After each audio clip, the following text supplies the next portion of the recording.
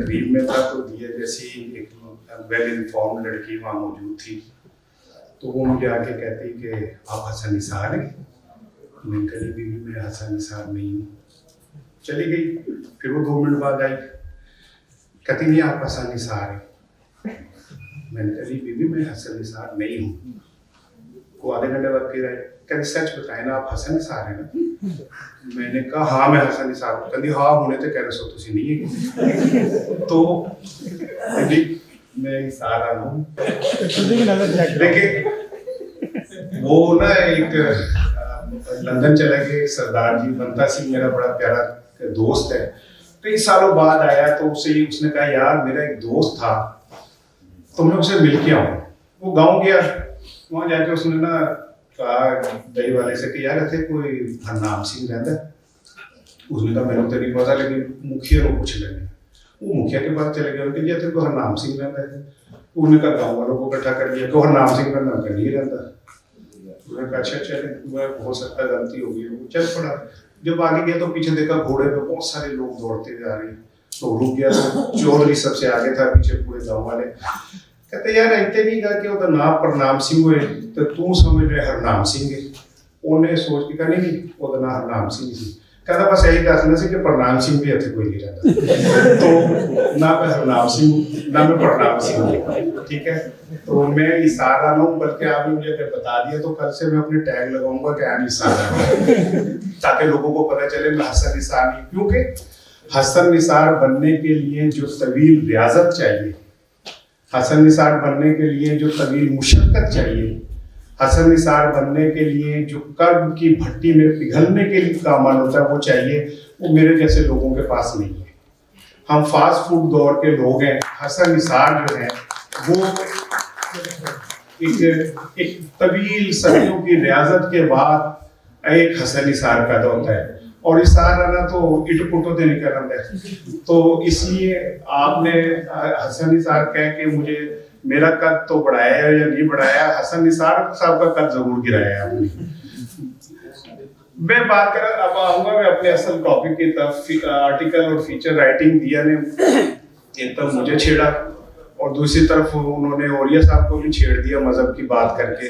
मैं कहा सर जी तो ਤੁਹਾਡਾ डोमेन है ये तो ਉਹਦੇ ਵੀ ਉਹਨੇ ਕੋਈ ਚੀਜ਼ ਲੱਤ ਅੜਾਤੀ है। तो मैं कहा ਤੁਸੀਂ पूरी वारी लेना अपनी मजहब के हवाले।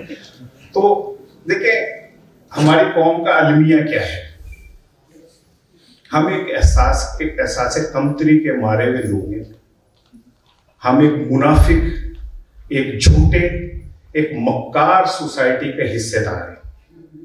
इसका अंदाजा करें कि ओरिया मकबूल जैसा लेजेंड, ओरिया मकबूल जैसा बड़ा नाम यहाँ मौजूद है और हसन खाबर आए और उनके साथ पूरा मीडिया चला गया।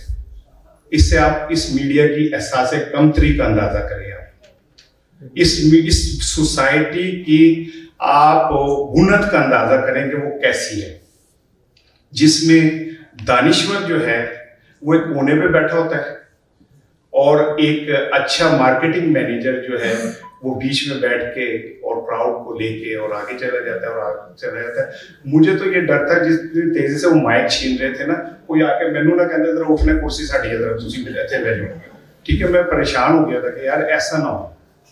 इस मुआशरे के अंदर एक सहाफ़ी का रोल बड़ा अहम है और अल्हम्दुलिल्लाह हमारा सहाफ़ी, मुझे फख्र है, इंतहाई एतमाद के साथ उसका बेड़ा गर्क कर रहा है।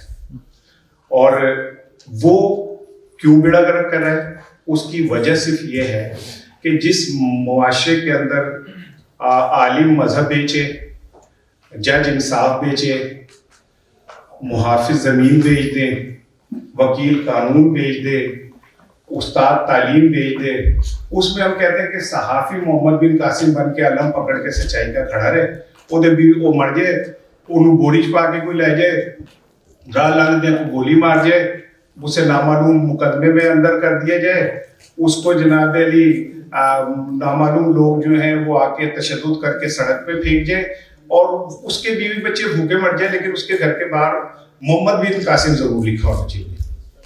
जिस मुआशरे के अंदर झूठ इतना प्रिवेल कर गया हो कि सारी कौम को इंक्लूडिंग मियां नवाज शरीफ साहब को पता था कि वो बीमार नहीं है और पूरी कौम ने कहा कि हाँ वो बीमार है, ठीक है, हमारी जुडिशरी ने कहा कि वो अगर अगले 12 घंटे में इन्हें कुछ हो गया तो कौन जिम्मेदार होगा, फड़ो भेजो। और फिर आज जो तनकीद कर रहे हैं इमरान खान समेत, उन्होंने कभी अपने मुजरा का गिरबान नहीं पकड़ा कि तुमने कैसे सर्टिफिकेट बना के दिए। वो कभी अपने फैसल को नहीं, डॉक्टर को पकड़े के, शौकत खानम के जो उनका एक्सपर्ट था, कि तूने सर्टिफिकेट कैसे बना के दिए कि वो बीमार थे। सो गंदा है पर धंधा है, ये इसी तरह चलता है। और इस गंदे धंधे के अंदर जो है, एक सहाफी को मैं समझता हूं कि अगर कोई सहाफी अपनी जिंदगी के किसी एक लम्हे पे एक भी सच बोल दे तो उससे बड़ा जहाद कोई नहीं कर रहा।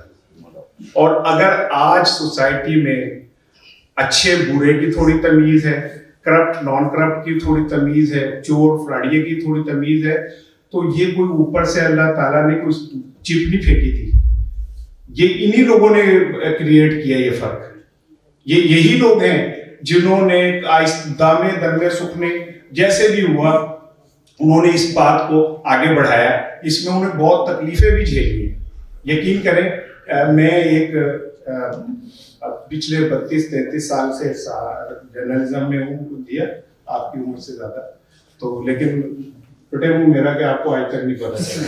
तो 32-33-34 साल हो गए मुझे इस सहाफत के अंदर। ये बात मैं इसलिए नहीं कह रहा कि मैं आपके सामने हीरो बन रहा हूँ। मैं तो एक छोटे से घर में रहता हूँ, मेरे पास अपनी गाड़ी भी नहीं है, तो 5-7 अखबारात का एडिटर भी रहा हूँ, 4-5 चैनल्स का एड भी रहा हूँ, अब पीटीवी में भी प्रोग्राम कर रहा हूँ, छोटा मोटा कालम भी लिखता हूँ, उड़िया साहब के जुमले चोरी करके फिर अगले 3-4 कालम के बाद अपने नाम से इस्तेमाल कर लेता हूँ। मैं तो ऐसे ही रह रहा हूँ। और मेरे हाथों के अपॉइंटी जो शलवार कमीज के नीचे जॉगर पहन के आए थे, आज वो बड़ी कोठियों के बंगलों के मालिक हैं। तो ये तो आपने तय करना है कि आपने अपना ज़मीर किस कीमत पे बेचना है। क्योंकि अगर आप इसे पैशन समझते हैं और सहाफत को इश्क समझते हैं, तो कहते हैं ना कि इश्क तो सर ही मांगता है मियाँ, इश्क पे करबला का साया है। तो भाई अगर आपने जर्नलिज्म को पैशन के तौर पे लेना है और इसे इश्क के तौर पे लेना है, तो इस समझ लें कि आपके ऊपर करबला का साया कुर्बानी देने के लिए तैयार नहीं। और इस बात पे यकीन रखें कि वो आ तो जाऊं मगर तुम्हारे खतूत कूफियों से मिलते जुलते हैं, तो वो खत आपको आते रहेंगे। आपने ये तय करना है कि आपने कौन सी जिंदगी जीनी है। ये जिंदगी बिल्कुल, मैं इसलिए नहीं कि औरिया साहब बैठे हुए, ये मैं मेरी जिंदगी में एक बड़ी तब्दीली जो है वो सूरत तकासुर से है। जब मैंने उसे पढ़ा और मैंने उसे बार बार पढ़ा, और जब मैंने वो समझा कि कह क्या रहा है अल्लाह, कि ये जो इकट्ठी करने की हिरस है ना तुम्हारी, ये तुम्हें गाफिल कर देती है, फिर तुम मर जाते हो, कब्रों तक चले जाते हो। फिर अल्लाह ट्वाइस आपको कहता है मैं तुम्हें बता रहा हूं, फिर कहता है मैं तुम्हें बता रहा हूं कि तुम्हें इल्मुल यकीन जो है वो तुम में नहीं है। तो ये जिंदगी अगर आप अब्दी है और या ये आरजी है, ये तय आपने करना है। अगर ये आरजी है तो यार कोई सहाफी हो, कोई जज हो, कोई जर्नैल हो, कोई जर्नलिस्ट हो, कोई जमात इस्लामी वाला हो, कोई जागीरदार हो, कोई जनाब कोई भी हो, फिर उसने कहीं ना कहीं हिसाब देना है। और मैं ये समझता हूं कि अगर अल्लाह ने आपको कलम पकड़ाई है ना, अल्लाह चाहता तो कुरान पाक को एक चिप की तरह ये कौन कहता तो कुरान पाक सबके दिलों में चला जाता। अल्लाह ताला ने इसलिए पहली बात भी की, पढ़ कलम की कसम खाई, फिर किताब उतारी, इसलिए कि हर्फ से ज्यादा मौतबिर कोई गवाही नहीं है दुनिया में। और आप जो कुछ करके जा रहे होते, वो मौतबिर गवाही आपके मरने के बाद भी आपका पीछा करती है।